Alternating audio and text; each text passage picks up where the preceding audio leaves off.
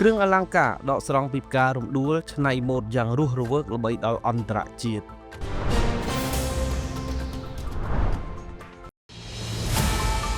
ផ្ការំដួលគឺជាផ្កាតំណាងឲ្យអត្តសញ្ញាណរបស់ជាតិតាមរយៈព្រះរាជក្រឹត្យចុះថ្ងៃទី21ខែមីនាឆ្នាំ2005ផ្ការំដួលមានក្លិនក្រអូបស្រទន់ជាពិសេសនៅពេលល្ងាចនិងមានពណ៌ស្រស់ស្អាតតែមិនឆើតឆាយដោយសារតែគុណតម្លៃនិងភាពទាក់ទាញទាំងនេះហើយទើបគេតែងតែដកស្រង់ផ្ការំដួលមកបញ្ចូលក្នុងសិល្បៈច្នៃប្រឌិតផ្សេង